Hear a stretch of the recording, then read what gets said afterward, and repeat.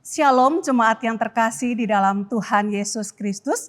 Kita mengucap syukur kita boleh kembali mengikuti ibadah doa online GKPJ pada malam hari ini. Kita bersyukur kepada Tuhan untuk kesempatan di mana kita boleh memuji Tuhan, menaikkan pokok-pokok doa dan juga mendengar renungan firman Tuhan. Saudara, Tuhan sungguh baik dalam hidup kita. Tuhan melindungi kita. Tuhan membimbing hidup kita. Kita bersyukur. Hidup kita sungguh aman dalam genggaman tangan Tuhan. Saudara, mari kita bersama-sama menaikkan pujian KPPK 228. Ia melindungi jiwaku. Kita nyanyikan bait yang pertama. Yesus Kristus Juru Selamat yang ajaib, dan Tuhan sungguh milikku. Ya genggamku dalam tangan yang teguh, dan bawa ke sungai teduh. Ya menggenggamku dalam tangan teguh, ku rasa aman dan tentram. Dengan kasih-Nya segarkan jiwaku, ya bimbingku sepanjang hidup, ya bimbingku sepanjang hidup. Mari kita masuk di dalam doa. Kami bersyukur kepadamu Tuhan. Tuhan yang melindungi hidup kami. Tuhan yang membimbing hidup kami. Kami mengucap syukur. Kami boleh merasa aman dalam genggaman tangan Tuhan. Kami mengucap syukur saat ini kami boleh mengikuti ibadah doa online ya Tuhan. Kiranya Tuhan yang memimpin, memberkati ibadah doa kami. Tuhan yang memimpin hati setiap kami. Sehingga hati kami boleh fokus kepada Tuhan. Tatkala kami menaikkan puji-pujian, menaikkan pokok-pokok doa dan juga mendengar renungan firman Tuhan. Kami berterima kasih Tuhan hadir dan kami percaya Tuhan yang memimpin memberkati ibadah doa kami. Di dalam nama Tuhan Yesus kami berdoa. Amin. Mari kita kembali memuji Tuhan. KPPK 228 bait yang kedua.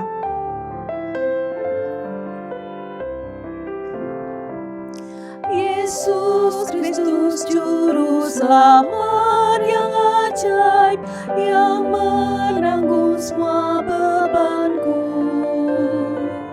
yang menopang sehingga ku tak goyah, dan berikanku kekuatannya, yang menggenggamku dalam tangan teguh, ku rasa aman dan tentram. Dengan kasih-Nya segarkan jiwaku, ya bimbingku sepanjang hidup, ya bimbingku sepanjang hidup. Sebagai pokok doa kita yang pertama, mari kita mengucap syukur atas pemeliharaan Tuhan.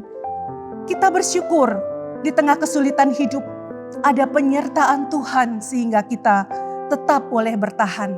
Mari kita berdoa. Tuhan Bapa di dalam surga, kami mengucap syukur ya Tuhan untuk pemeliharaan Tuhan di dalam hidup kami. Kami bersyukur ya Tuhan, kami boleh ada sebagaimana kami ada saat ini. Karena Tuhan yang memelihara kami, Tuhan yang menjaga kami. Kami mengucap syukur ya Tuhan. Di dalam masa-masa yang sulit ini Tuhan. Di tengah-tengah kesulitan hidup. Ada penyertaan Tuhan sehingga kami boleh tetap bertahan. Karena Tuhan yang memberi kekuatan bagi kami. Terima kasih Tuhan. Di dalam nama Tuhan Yesus kami berdoa. Amin. Mari saat ini kita berdoa agar jemaat memiliki iman yang teguh. Jemaat tetap bersandar dan mengandalkan Tuhan di masa-masa krisis ini. Mari kita berdoa. Tuhan Bapa di dalam surga, kami berdoa menyerahkan untuk jemaat Tuhan. Kami menyadari di dalam kehidupan kami memerlukan Tuhan. Kami membutuhkan Tuhan tiap waktu, tiap saat di dalam kehidupan kami. Tuhanlah sumber pertolongan kami yang senantiasa boleh menguatkan hidup kami. Kami berdoa Tuhan, kiranya Tuhan boleh meneguhkan iman jemaat Tuhan. Kuatkan iman mereka Tuhan. Khususnya di masa-masa pandemi ini Tuhan. Ingatkan kami senantiasa untuk kami mengingat Tuhan. Kami senantiasa boleh bersandar kepada Tuhan. Mengandalkan Tuhan di dalam kehidupan kami. Kami percaya Tuhan bahwa ada tangan Tuhan yang kuat yang boleh menopang kami. Terima kasih Tuhan. Di dalam nama Tuhan Yesus kami berdoa. Amin. Mari kita kembali memuji Tuhan KPPK 228 bait yang ketiga. Anugerahnya diberikan setiap saat, Roh-Nya penuhi hatiku. Bila ku diangkatnya, ku puji Dia, mulia bagi penebusku. Yang menggenggamku dalam tangan teguh, ku rasa aman dan tentram. Dengan kasih-Nya segarkan jiwaku, Ya bimbingku sepanjang hidup, Ya bimbingku sepanjang hidup. Mari saat ini kita berdoa untuk usaha pekerjaan jemaat, serta jemaat yang sedang mencari pekerjaan agar Tuhan membuka jalan. Mari kita berdoa. Tuhan Bapa dalam surga, kami berdoa menyerahkan untuk usaha pekerjaan jemaat Tuhan. Kami mohon Tuhan yang menolong mereka. Tuhan memberkati usaha pekerjaan jemaat-Mu Tuhan. Sehingga usaha pekerjaan mereka boleh mendatangkan hasil, mendatangkan berkat bagi kehidupan mereka. Kami saat ini juga berdoa menyerahkan untuk jemaat yang sedang bergumul ya Tuhan, untuk mencari pekerjaan. Kiranya Tuhan menolong. Tuhan boleh membuka jalan bagi mereka. Berikan mereka ya Tuhan kesabaran. Berikan mereka hati ya Tuhan yang sungguh-sungguh percaya bahwa Tuhan akan membuka jalan. Tuhan akan memberikan yang terbaik di dalam kehidupan mereka sesuai dengan waktu Tuhan dan kehendak Tuhan. Terima kasih Tuhan. Di dalam nama Tuhan Yesus kami berdoa. Amin. Saat ini mari kita berdoa untuk ibadah maupun juga persekutuan online GKPJ. Kita berdoa untuk ibadah umum, kebaktian sekolah minggu anak dan remaja, kebaktian doa, maupun juga persekutuan-persekutuan lain secara online. Mari kita berdoa bagi yang melayani Tuhan, serta kerinduan jemaat untuk mengikuti ibadah maupun juga persekutuan-persekutuan secara online. Mari kita berdoa. Tuhan Bapa di dalam surga, kami berdoa menyerahkan ya Tuhan untuk ibadah maupun juga persekutuan-persekutuan online gereja kami. Kami mohon Tuhan yang memimpin, Tuhan yang campur tangan. Kami menyerahkan ya Tuhan untuk ibadah umum, ibadah sekolah minggu anak dan remaja, ibadah doa, maupun juga persekutuan-persekutuan secara online ya Tuhan. Kiranya Tuhan yang campur tangan, Tuhan menolong. Bagi setiap yang melayani Tuhan, Tuhan memakai mereka. Untuk tim multimedia yang melayani Tuhan, Tuhan pakai pelayanan mereka. Sehingga boleh menjadi berkat bagi jemaat Tuhan. Tuhan juga menolong untuk anggota jemaat-Mu Tuhan. Berikan kami ya Tuhan, hati yang sungguh-sungguh rindu untuk beribadah. Maupun juga mengikuti persekutuan-persekutuan online. Tuhan yang memberikan kami hati yang sungguh-sungguh lapar dan haus akan firman-Mu Tuhan. Berikan kami hati yang sungguh-sungguh mencari Engkau. Terima kasih Tuhan. Di dalam nama Tuhan Yesus kami berdoa. Amin. Saudara yang dikasihi Tuhan, Tuhan sungguh mengharapkan kita hidup dekat dengan Tuhan. Tuhan mengharapkan kita lebih dalam dan semakin dalam mencintai Tuhan, mengasihi Tuhan. Mari kita menaikkan satu pujian, lebih dalam lagi.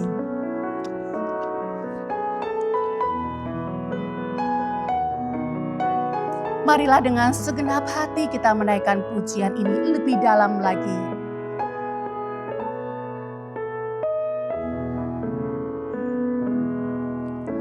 Satu hal yang ku rindukan, ya Tuhan, selalu berada di dekat-Mu.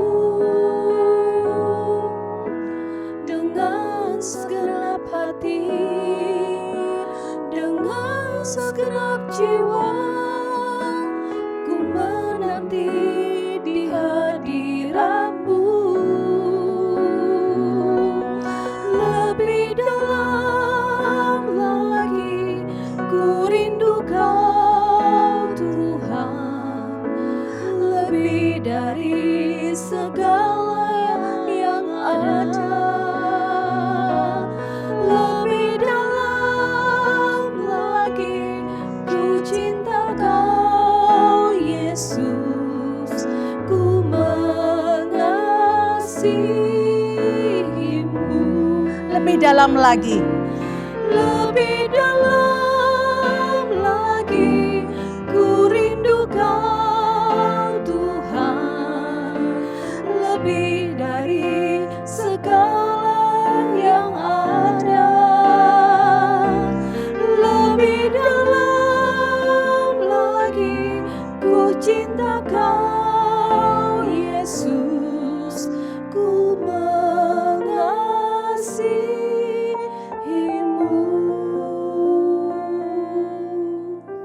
Jemaat yang terkasih, mari saat ini kita berdoa agar penyebaran virus corona di negara kita tidak semakin meluas.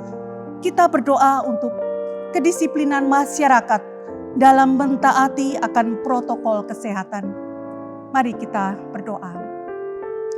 Tuhan Bapa di dalam surga, kami berdoa menyerahkan untuk situasi pandemi di negara kami, ya Tuhan. Kami rindu pandemi ini boleh segera berlalu, Tuhan. Kami rindu penyebaran virus corona di negara kami tidak semakin meluas, Tuhan. Kami butuh pertolongan Tuhan. Belas kasihan Tuhan boleh menolong situasi ini. Tuhan menolong juga untuk masyarakat, Tuhan.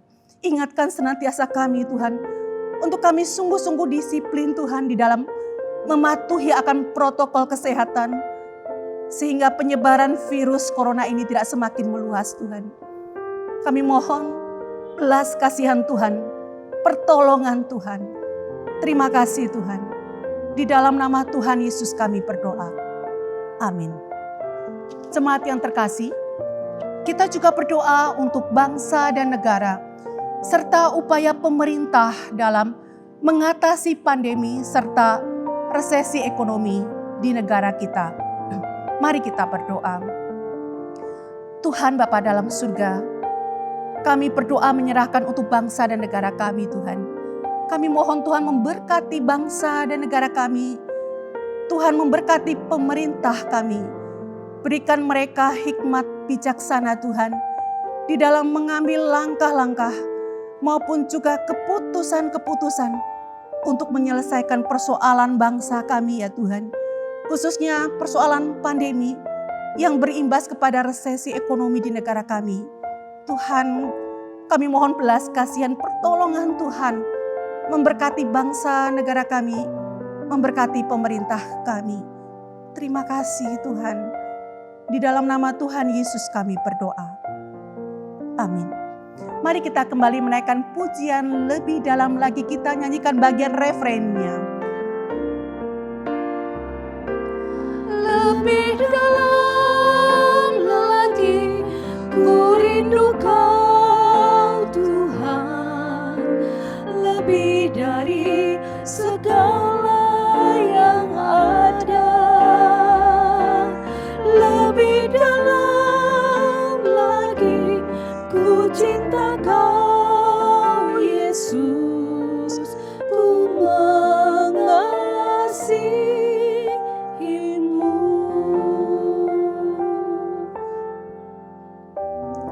Jemaat yang terkasih, kita berdoa untuk pelayanan Komisi MIPI GKPJ.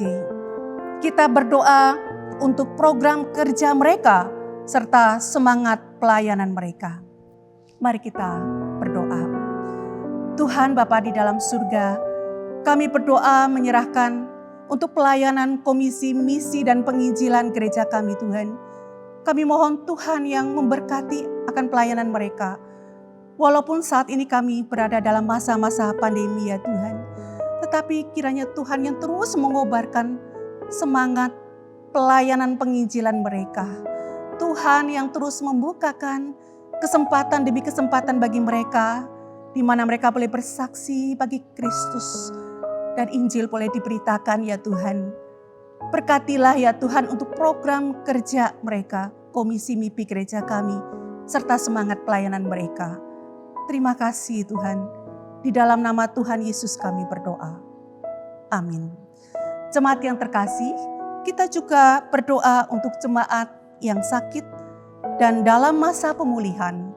Kita berdoa untuk liang semu, pemulihan dari cacar api. Bapak Peter, pemulihan pasca operasi kaki. Kita juga berdoa untuk Ibu Atin yang sakit gangguan lambung dan gula darah. Kita juga menyerahkan untuk Ibu Margaret Tawan yang sakit pengapuran tulang belakang. Mari kita bersatu di dalam doa. Tuhan Bapa di dalam surga, kami menyerahkan ya Tuhan untuk jemaat Tuhan. Saudara-saudari kami Tuhan yang saat ini mengalami kelemahan tubuh ya Tuhan maupun juga dalam masa-masa pemulihan. Kami percaya Tuhan mengasihi mereka.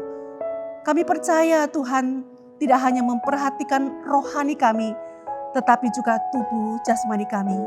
Kami mohon pertolongan Tuhan, berkenan boleh menjamah, menyembuhkan, memberi kekuatan bagi saudara-saudara kami yang mengalami kelemahan tubuh maupun juga dalam masa-masa pemulihan ya Tuhan.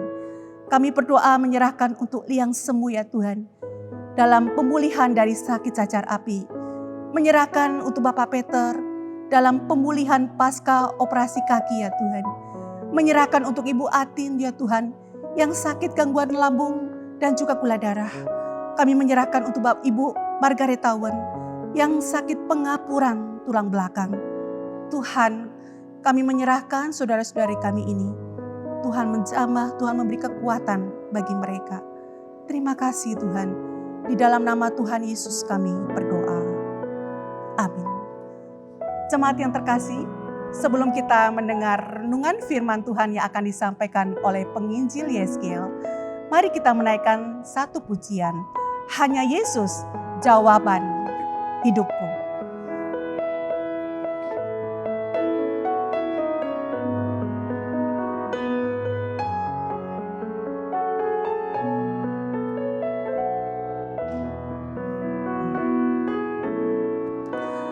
Kalau ku cari damai, hanya ku dapat dalam Yesus. Kalau ku cari ketenangan, hanya ku temui di dalam Yesus. Tak satu pun dapat menghiburku, tak seorang pun dapat menolongku.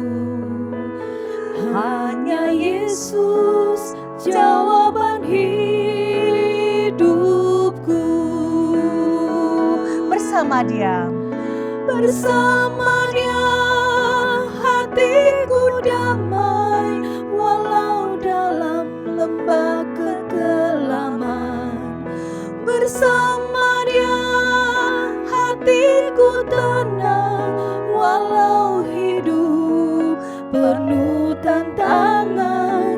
Tak satu pun dapat menghiburku, tak seorang pun dapat menolongku. Hanya Yesus jawaban hidupku.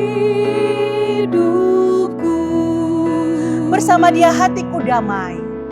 Bersama Dia hatiku damai, walau dalam lembah kekelaman. Bersama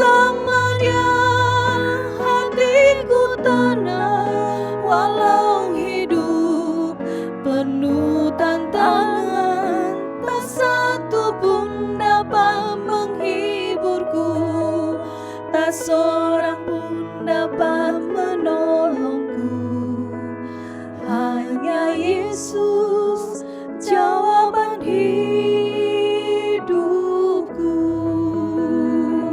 Hanya Yesus. Hanya Yesus jawaban hidupku.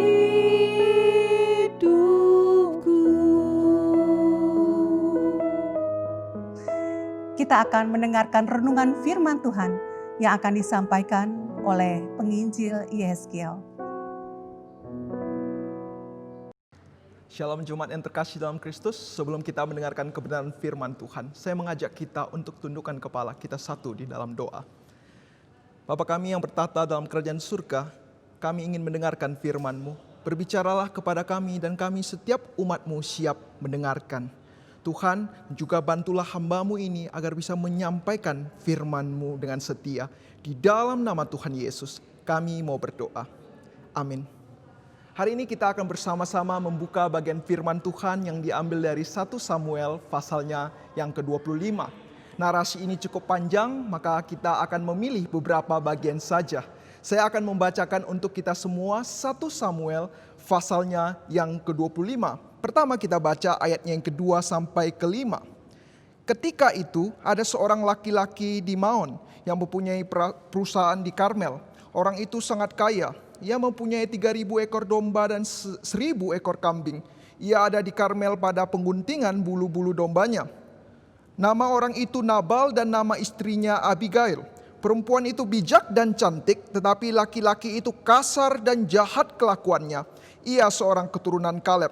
Ketika didengar Daud di padang gurun bahwa Nabal sedang menggunting bulu domba-dombanya, maka Daud menyuruh 10 orang dan kepada orang-orang itu Daud berkata, "Pergilah ke Karmel dan temuilah Nabal, tanyakanlah keselamatannya atas namaku." Ayatnya yang ke-9 dan ke-10. Ketika orang-orang Daud sampai ke sana, berkatalah mereka kepada Nabal atas nama Daud, tepat seperti yang dikatakan kepada mereka. Kemudian mereka menanti. Tetapi Nabal menjawab anak buah Daud itu, katanya, "Siapakah Daud? Siapakah anak Isai itu? Pada waktu sekarang ini ada banyak hamba-hamba yang lari dari tuannya." Ayatnya yang ke-12 dan 13. Lalu orang-orang Daud itu berbalik pulang dan setelah sampai, mereka memberitahukan kepadanya tepat seperti yang dikatakan kepada mereka. Kemudian berkatalah Daud kepada orang-orangnya, "Kamu masing-masing sandangkanlah pedang." Lalu mereka masing-masing menyandang pedangnya. Daud sendiri pun menyandang pedangnya. Sesudah itu kira-kira 400 orang maju mengikut Daud, sedang 200 orang tinggal menjaga barang-barang. Ayatnya yang ke-18. Lalu segeralah Abigail mengambil 200 roti, 2 buyung anggur, 5 domba yang telah diolah, 5 sukat bertih gandum, 100 buah kue kismis dan 200 kue ara. Dimuatlah semuanya ke atas keledai. Ayatnya yang ke-23 sampai ke-28. Setelah Abigail melihat Daud, segeralah ia turun dari atas keledainya, lalu sujud menyembah di depan Daud dengan mukanya sampai ke tanah. Ia sujud pada kaki Daud serta berkata, "Aku sajalah ya Tuhanku yang menanggung kesalahan itu. Izinkanlah hambamu ini berbicara kepadamu dan dengarkanlah perkataan hambamu ini. Janganlah kiranya tuanku mengindahkan Nabal, orang yang dursasila itu. Sebab seperti namanya demikian ia. Nabal namanya dan bebal orangnya. Tetapi aku, hambamu ini, tidak melihat orang-orang yang tuanku suruh. Oleh sebab itu tuanku, demi Tuhan yang hidup dan demi hidupmu yang dicegah Tuhan daripada melakukan hutang darah dan daripada bertindak sendiri dalam mencari keadilan, biarlah menjadi sama seperti Nabal musuhmu dan orang yang bermaksud jahat terhadap tuanku. Oleh sebab itu pemberian yang dibawa kepada tuanku oleh budakmu ini, biarlah diberikan kepada orang-orang yang mengikuti tuanku. Ampunilah kiranya kecerobohan hambamu ini, sebab pastilah Tuhan akan membangun bagi tuanku keturunan yang teguh, karena tuanku ini melakukan perang Tuhan dan tidak ada yang jahat terdapat padamu selama hidupmu." Ayatnya yang ke-32 yang terakhir, lalu berkatalah Daud kepada Abigail, "Terpujilah Tuhan Allah Israel yang mengutus engkau menemui aku pada hari ini." Saudara-saudara yang terkasih di dalam Kristus, saat kita mengatakan kebijaksanaan, kita harus tentu bertanya, kebijaksanaan siapa dan kebijaksanaan yang bagaimana. Nah, kalau kita berbicara tentang kebijaksanaan, ada dua hal yang harus jelas, yaitu kebijaksanaan Tuhan dan kebijaksanaan manusia. Saat kita mengatakan kebijaksanaan Tuhan, maka kebijaksanaan Tuhan itu dalam, agung, dan tidak terselami. Kita bisa melihat di dalam Alkitab, Tuhan bisa memakai tongkat untuk membelah lautan.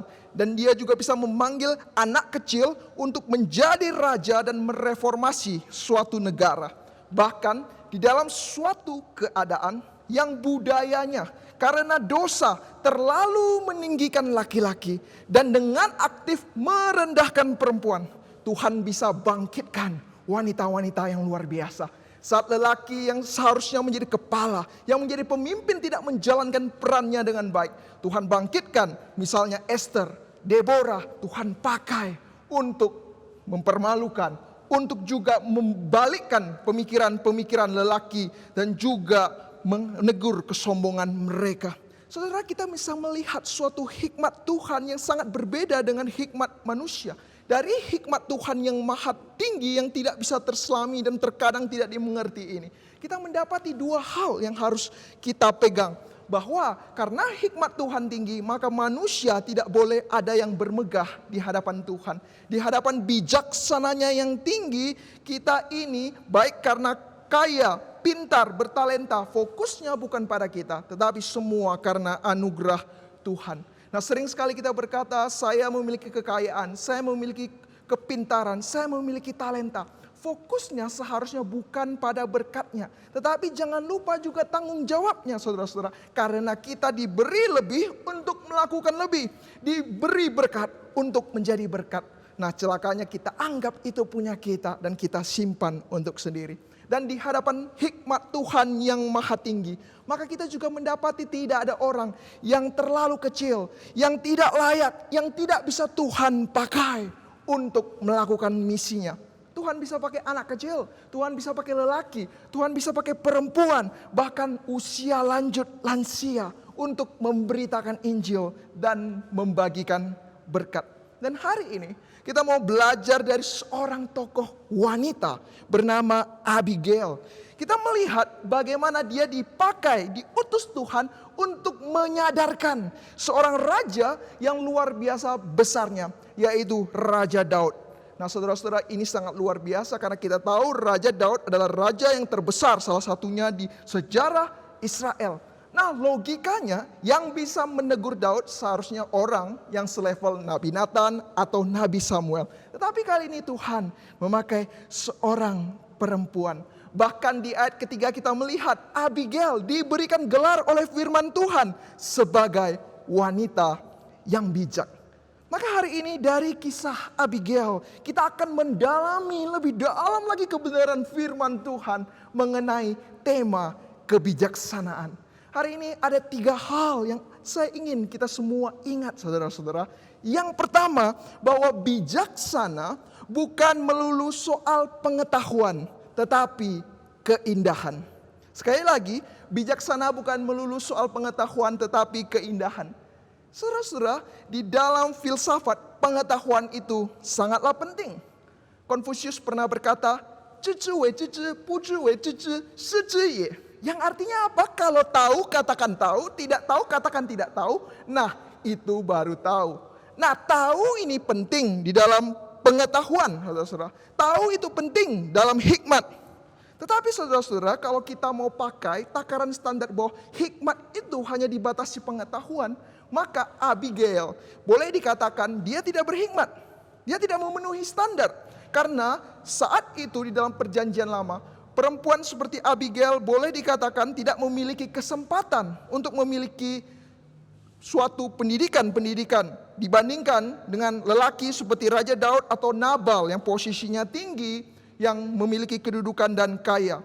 Tetapi walaupun secara akademik, secara pengetahuan Abigail tidak banyak tahu, tetapi dia berbeda, saudara. Ada dimensi berbeda yang dia tunjukkan.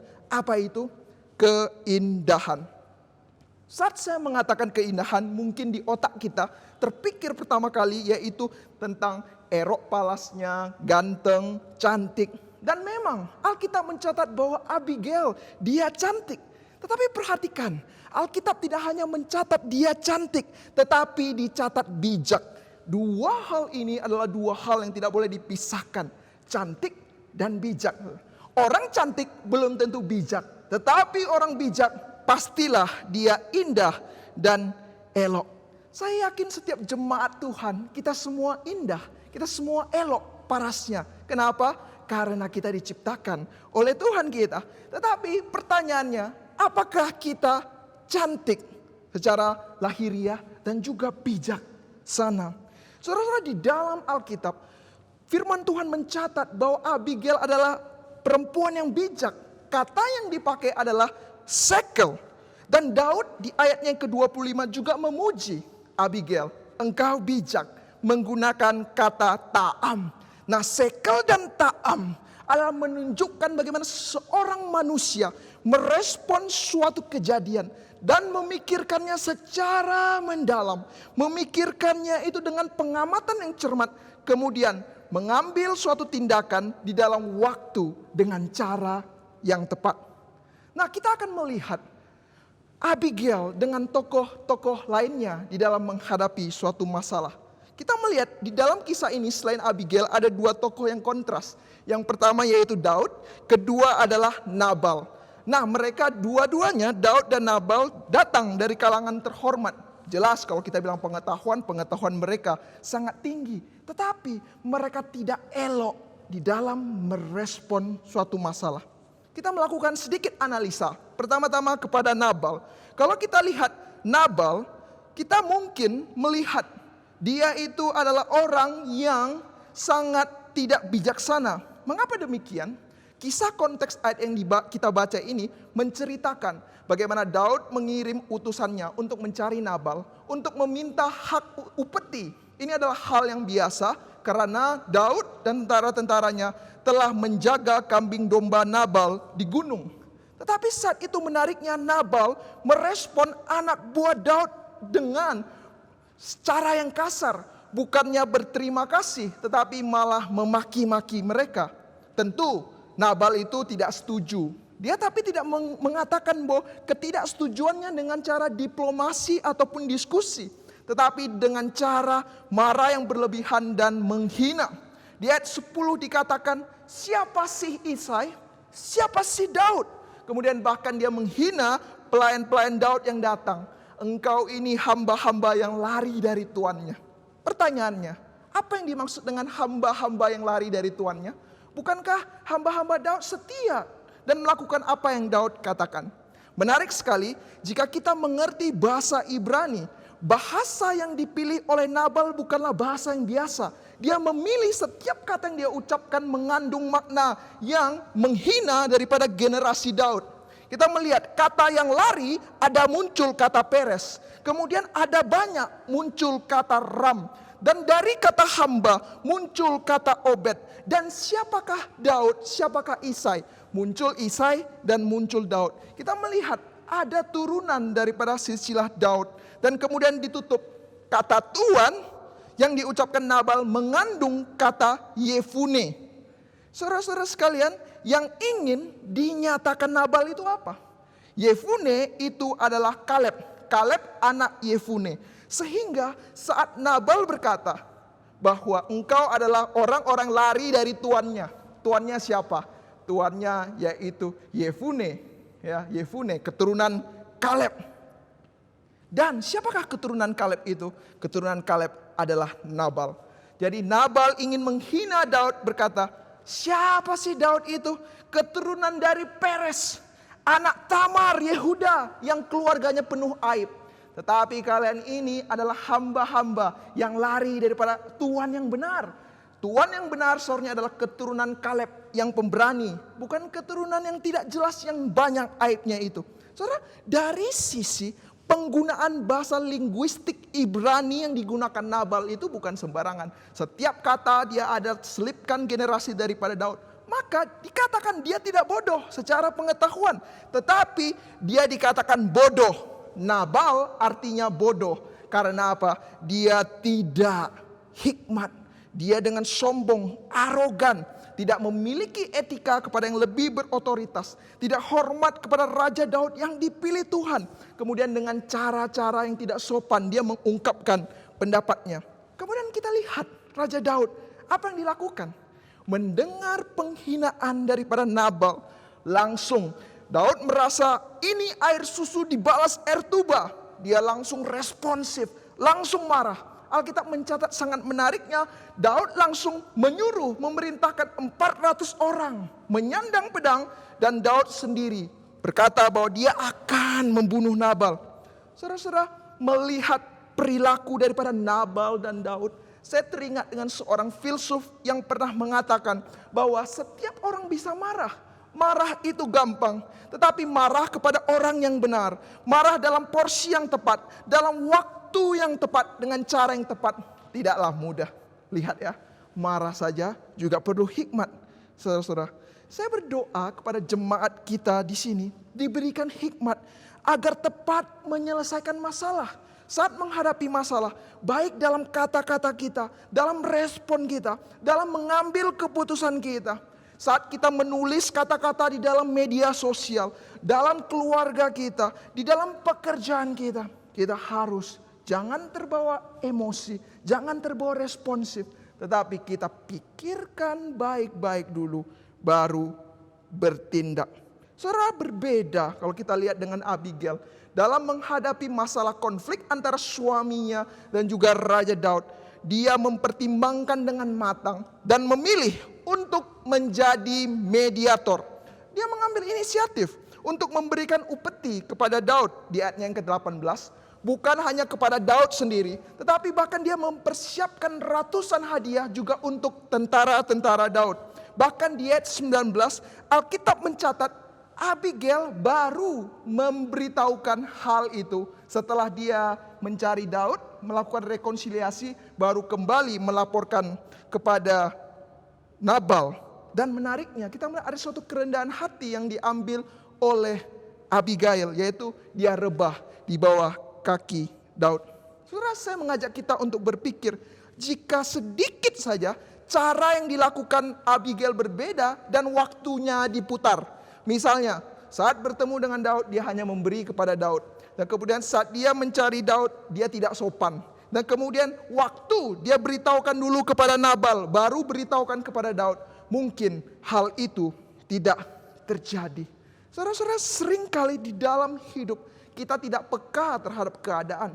Kita tidak peka terhadap perasaan, keadaan daripada pasangan kita, anak kita, karyawan kita, atau mungkin bos kita. Atau mungkin di dalam hidup menghadapi masalah, kita bingung mengambil keputusan.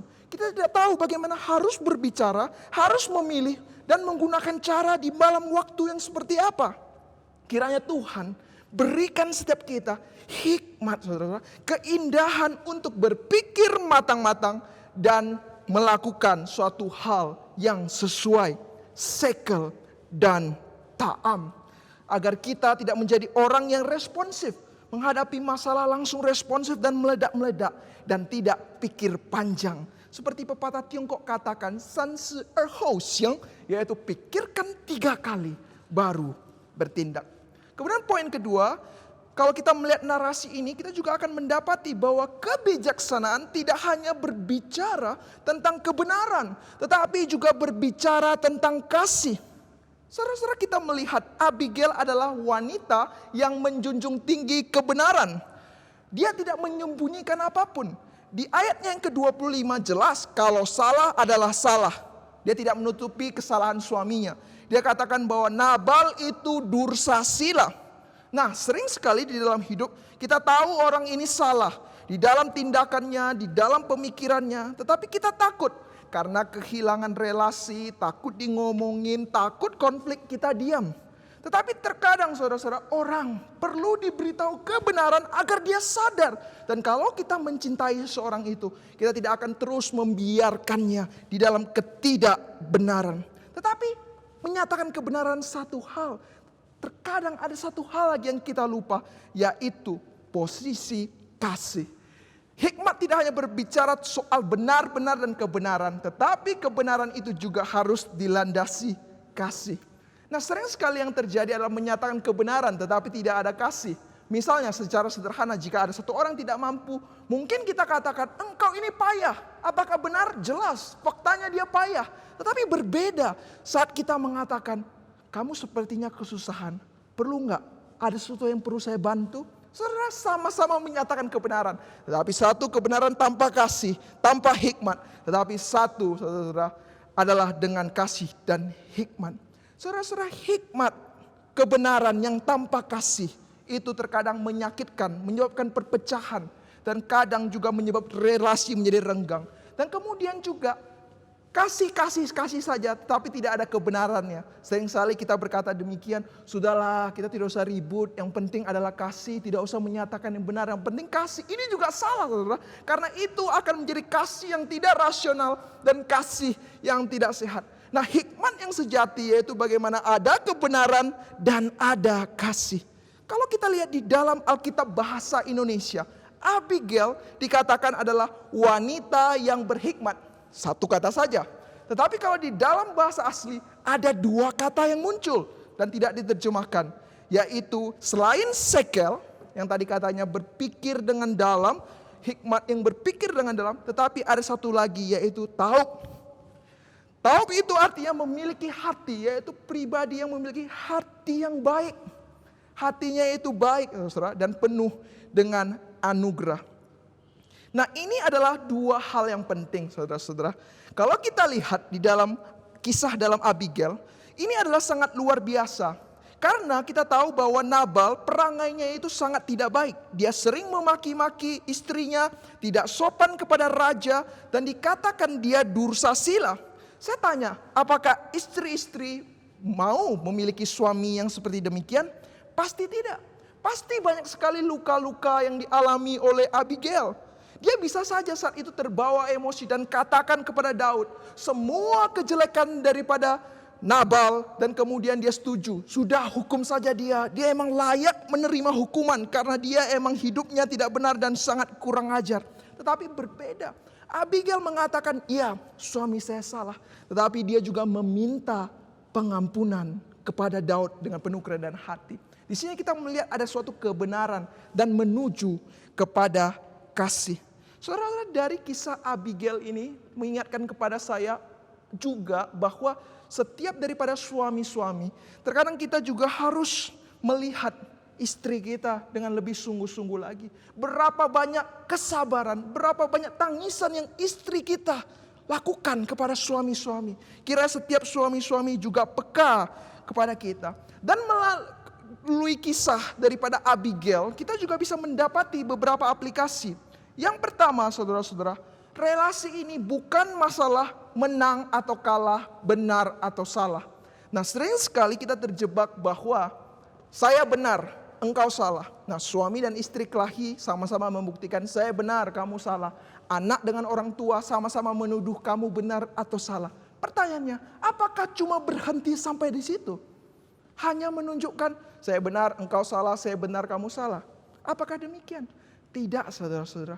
Bukan hanya kebenaran, tetapi masuk ke dalam kasih. Saya ingat ada satu perkataan demikian, saudara-saudara. 我们赢的是道理，输的是感情，何必呢?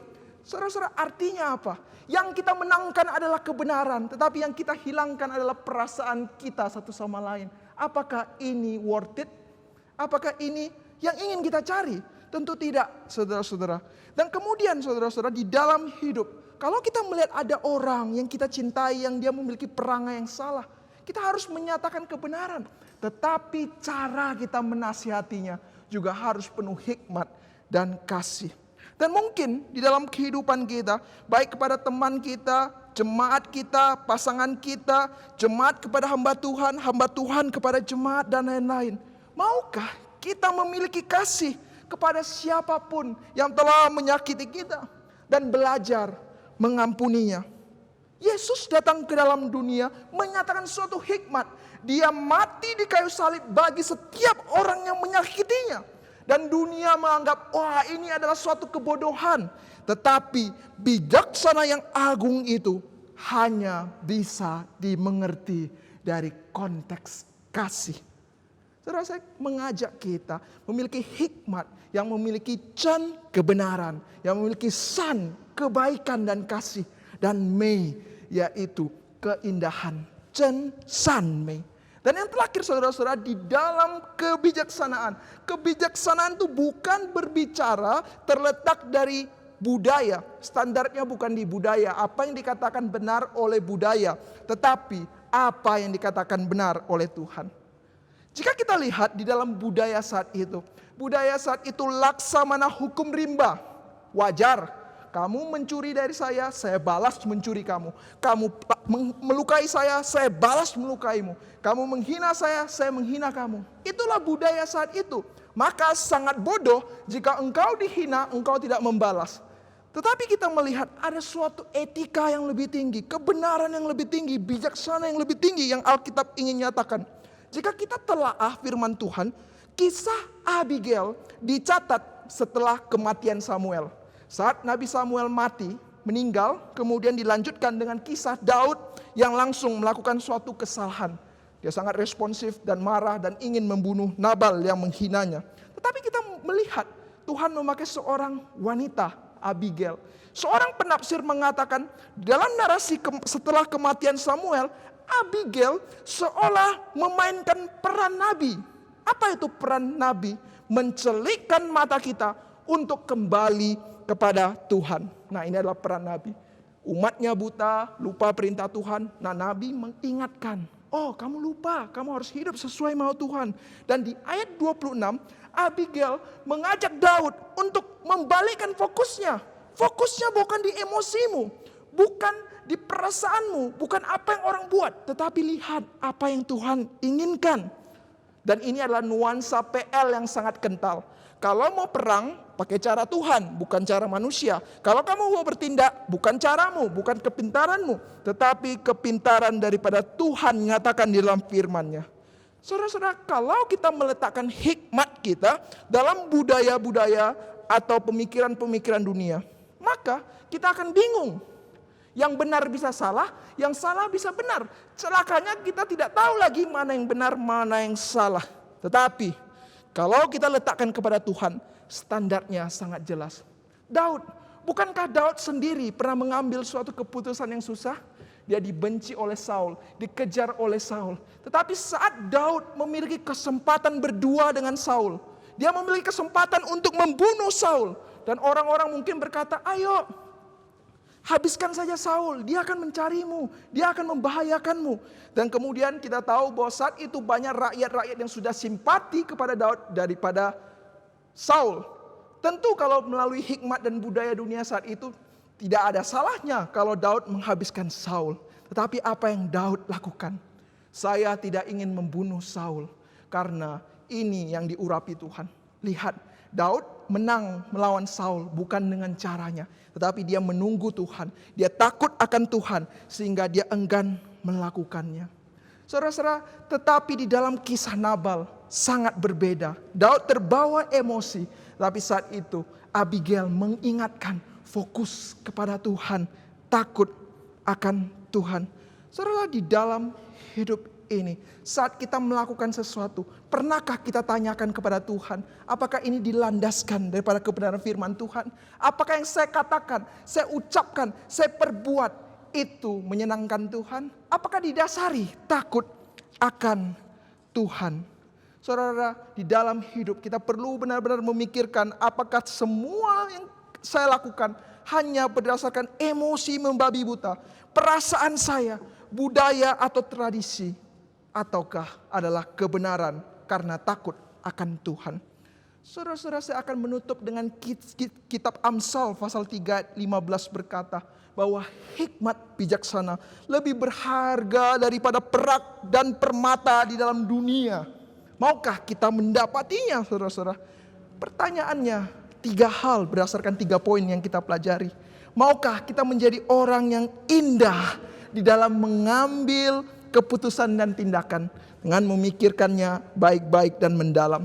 Yang kedua, maukah kita hidup menjalankan kebenaran di saat bersamaan juga menyatakan kasih. Dan terakhir, maukah kita memiliki kebijaksanaan yang terfokus pada Tuhan. Apapun yang kita ucapkan, apapun yang kita berbuat, bukan karena apa yang orang nyatakan, orang diktekan kita, tetapi didasari takut akan Tuhan. Jika kita ingin mendapati hikmat yang lebih berharga daripada harta itu, jawabannya adalah takutlah akan Tuhan. Karena takut akan Tuhan adalah sumber permulaan hikmat. Takutlah akan Tuhan, karena itu sumber permulaan hikmat dan bijaksana yang sejati. Soli Deo Gloria. Mari kita satu di dalam doa. Bapa kami yang bertata di dalam kerajaan surga, pada hari ini kami belajar kebenaran firman-Mu. Ajarilah setiap kami jemaat-Mu Tuhan, agar memiliki hati kebijaksanaan yang sejati. Agar kami bisa di dalam hidup ini menyatakan kebenaran dan juga menyatakan kasih. Dan tahu, dengan berpikir yang mendalam, tahu bagaimana kami bertindak, bagaimana kami berbicara, dan bagaimana kami memperlakukan dan merespon masalah. Dan tentu Tuhan, ajarilah kami memiliki hati yang penuh ketakutan akan-Mu Tuhan. Kami mau berdoa hanya di dalam nama Tuhan Yesus. Amin. Jemaat Tuhan semua, kebaktian doa kita berakhir sampai di sini. Kiranya Tuhan Yesus memberkati kita semua.